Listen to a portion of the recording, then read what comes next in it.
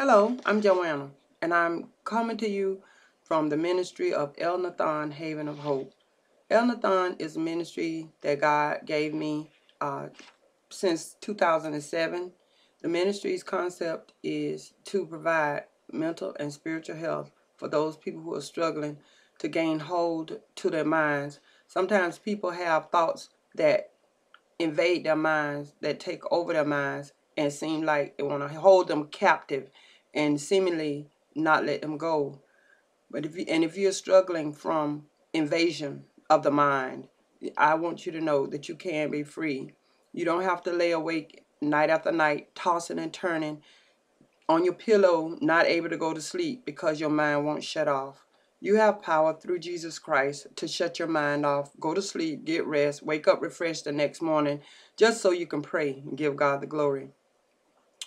One of the things that I like to do in order to help you is to introduce one of my books. The name of this book is Prayer 101 and Beyond. It's on my page. This book will take you from being just religious to having a relationship.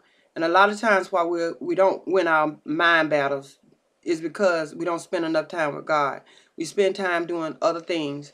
We put him on the back burner and we forget he's there, and we want to live victorious lives, so we say, but we don't participate with God to the point where the Holy Spirit inside our spirits can subdue our flesh and bring every thought into captive unto the obedience of Christ.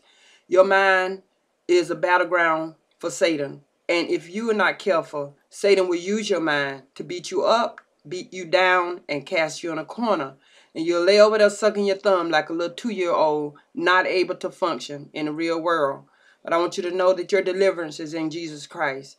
And if I had not gone through some of these kinds of things, I would not know what I'm talking about.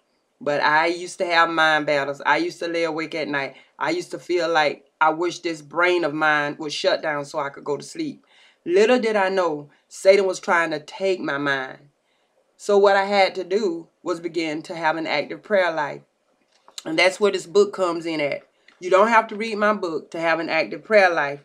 But reading the book is a simple way, a daily conversation, like words you use every day to establish and maintain an intimate relationship with God. So many people pray because they want to prostitute God or use him as a Santa or a do-boy. Well, he's never going to be that. If you have that concept of him, you have the wrong concept. And if you keep that concept, you'll find yourself weighting the balances and found in one. And like in the book of Revelation, you won't have what you need to cover yourself. You won't be able to be clothed in a robe of righteousness. So then I would suggest that you change your mindset about God. He's a loving Father. He gave his son Jesus, his only begotten son, so that those of us who are born into the earth realm could be born again and born of the Spirit of God, so that we can become like Christ.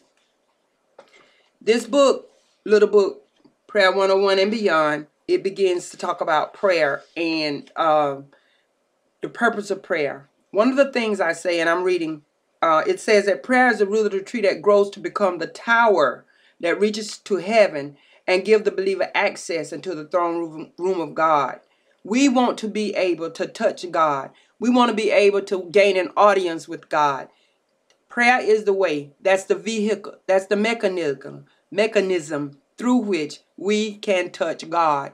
When we get an audience with God, we can be sure that the God who is listening to us will hear and answer our prayer.